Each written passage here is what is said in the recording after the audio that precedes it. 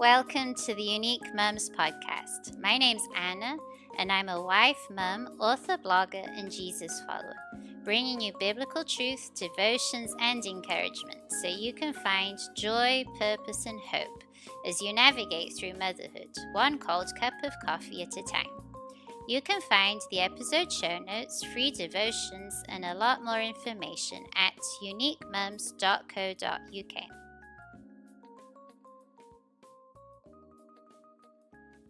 Hello, Mum. Welcome back to the Unique Mums Show. And we're doing a series on slow living at the moment. And I'm really enjoying doing this series because slow living is one of those things that some people have very strange ideas about. For example, some people would think of slow living as something that's more of a luxury for people that are retired or something like this. But in fact, slow living isn't really about not having work or not having things to do. Rather, it's about aligning our schedules to the things that are important in our lives, to the priorities that God has given us.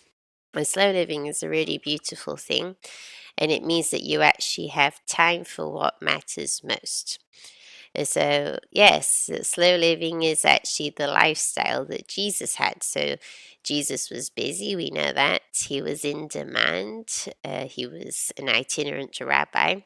But Jesus also spent time doing several things that helped him to live in a meaningful way and to do things intentionally. So he spent time in silence and solitude. So he went to desolate places and prayed to the Father. Jesus made time for people, and we see that across the Gospels how he dealt really well with interruptions and he spent time with people. He wasn't rushing around. And he lived a life of purposeful work and blessed rest in God. So we see this wonderful balance in his life of working in God's kingdom. And at the same time, we have all these stories in the Gospels of how he rested as well. So he rested in the sense that he spent time with God. And we also see him having meals with friends. And so you can just read the Gospels and see how Jesus had this beautiful life of doing both things and living meaningfully and intentionally. And I want to become more like Jesus. So I hope you're with me on that, so that you too want to become like Jesus. And the key to living the Jesus way then is to live according to the priorities that God has for us. So, not to hustle around, not to try to end all the world's problems around us, and not try to be everything to everyone. So, as women, sometimes we can live under this kind of guilt that we need to do everything for everyone, that we need to be there for everyone at every moment of the day. But the truth is, God has a specific calling for each one of us, and we can't do everything for everyone. What we do is our part, what God wants us to do. And so, yes, we need to prioritize.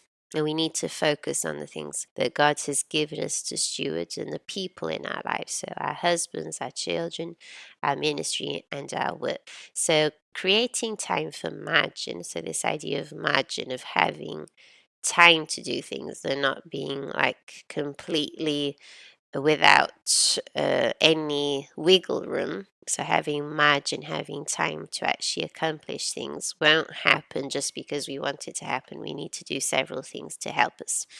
So, the first thing that we can do to help us in this area of slowing down is to prioritize time with God. And this can happen when we begin each day by setting aside time for prayer and for reading the Bible. So, a lot of Christians call this a quiet time. And in fact, I do believe that God does want us to have a time of quiet in the sense that we don't have distractions and we don't have other kind of noise going on, which is very easy nowadays, like with our phones and technology in general. It's very easy for our lives to be always full of noise, and so having a time of quiet, like Jesus did as well, of silence, of solitude, time alone with the Father, is really important. And this intentional focus on God will actually help us to grow in the knowledge of who God is. And then it will also help us to discern His will for our lives. So, as mums, it's not always easy to have a time of quiet. So, I get that. I'm at a stage in my motherhood in which I can, because my children, they get up early, but they don't get up too early, and they do stay in their rooms. So we've taught them to stay in their rooms up to a certain time of the morning. So yeah, that enables me to just go into our living room. I go quite early in the morning, and then I just spend time reading the word and praying. But if you have very young children, it might not be possible for this to happen like really early in the morning, this time of quiet. It could be like a nap time later in the day. Or it could be that you'll need to do something like actually get out of the house and take turns with your husband or something. And for me personally, I really like doing something which is now and then I'll go for a walk in nature as well. And then that's the time that I'll have for just having that time of quiet and prayer. And yes, so if you have younger children, there might maybe some different ways of doing this. It could be waking up earlier, it could be nap time, it could be going out of the house, or it could be that you just do like a short devotion in the morning and then do a longer time of quiet later in the day. So whatever works for you and your situation. The important thing is to try really to spend a time praying and reading and have it like as a distraction free time if possible.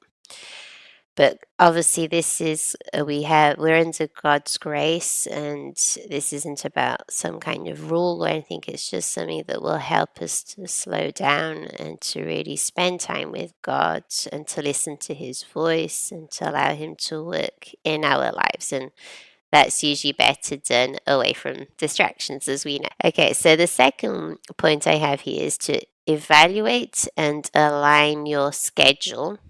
So, a way for us to create more margin in our lives, more breathing room, is to evaluate our schedules, to look at how we actually spend our time and identify which activities might need more of our time in this season of our lives. For example, it could be that our children need a bit more of our time, or even things that we might need to be more involved with church, but also to evaluate which activities are consuming too much time and distracting us from our walk with God and His purposes for our life. And so there could be several things that we're doing, like in our day, just little things that maybe we think, well, that doesn't take long, but altogether they actually do take up a lot of time. So it's very important that we set clear goals and then establish a kind of schedule.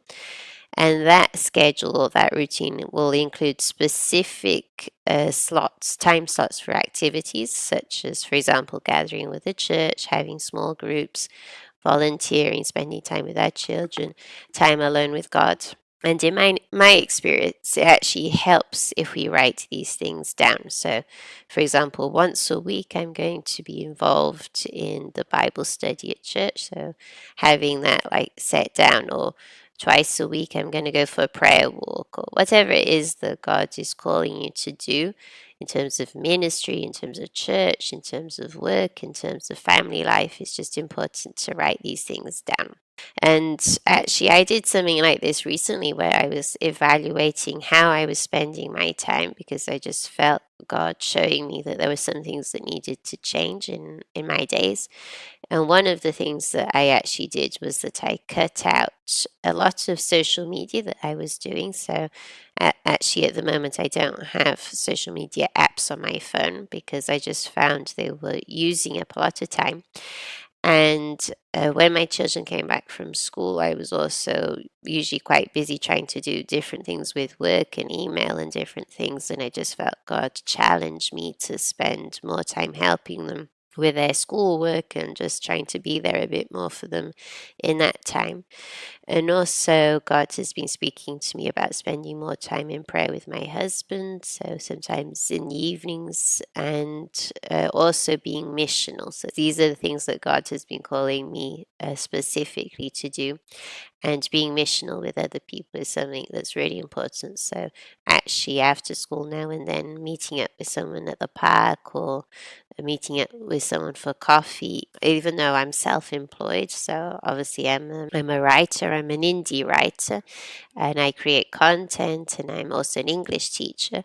My schedule can get really busy if I'm not careful, and I can do a lot, especially when it comes to like more marketing type things or admin, that kind of thing. And God really challenged me to trust in Him about those things. Obviously, I do still spend time on those things, but not to do them like in a kind of thing of hustle that I need to do this and I need to do that. Rather, what is God also calling me to do specifically with the people He's placed in my life? And that's my husband, my children, and how I can be missional with the people around me. So, with our neighbors and with friends as well.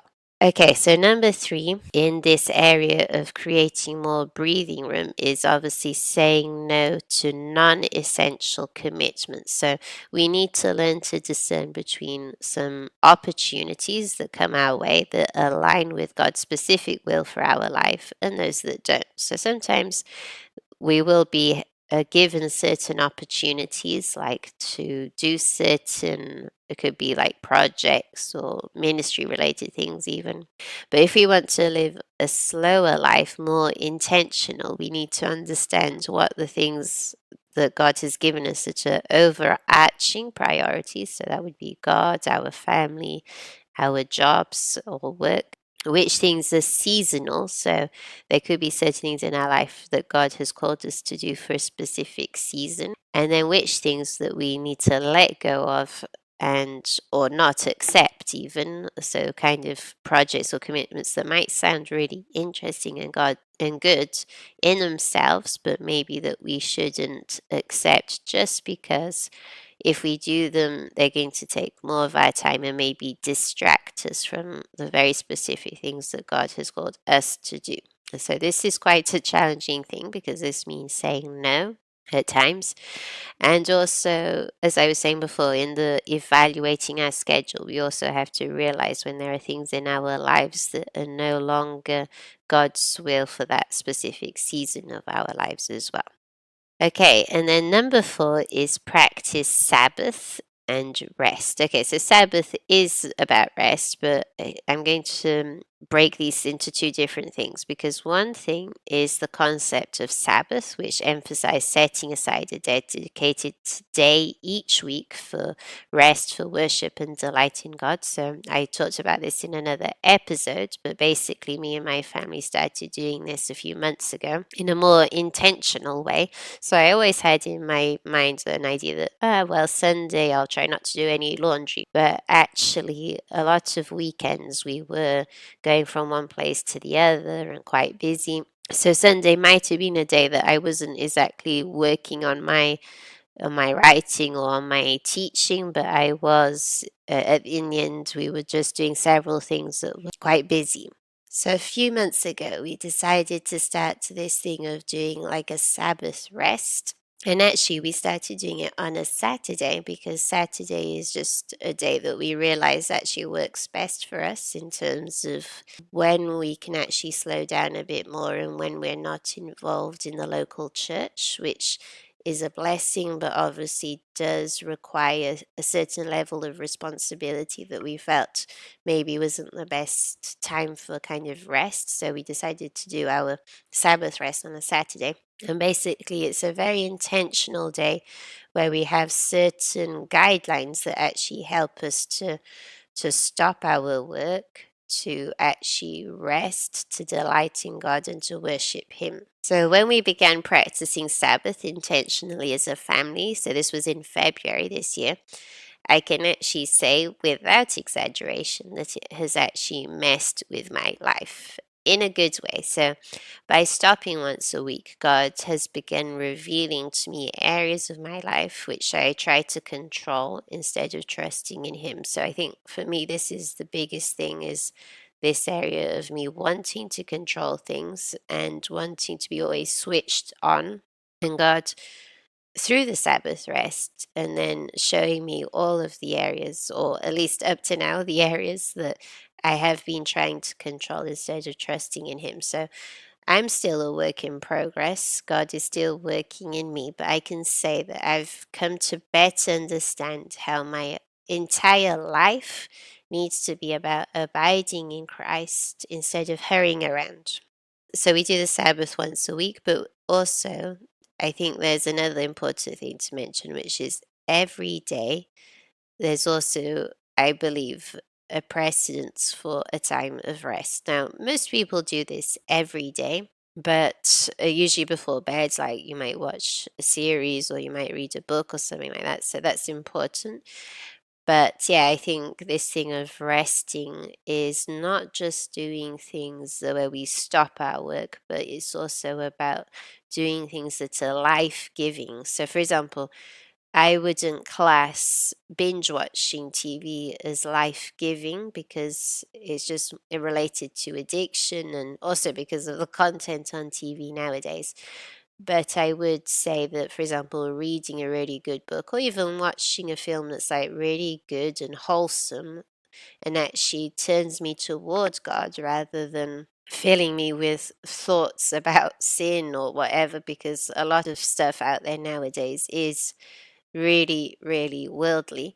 And so, yes, I think it's doing this every day as well, finding things that are life giving, that turn us towards worship and that turn us towards like just delighting in God and trusting in Him. It could be walking outside in nature, it could be looking out of the window, like watching the birds, or just having these moments throughout the day or in the evening. Okay, so now for the final point. So, the number five, in terms of actually creating more breathing room in our lives, that I would say is really important, is to embrace Christian community. So, as Jesus following mamas, it's important we surround ourselves with like minded Christians who can actually encourage us in our spiritual growth and actually hold us accountable as well.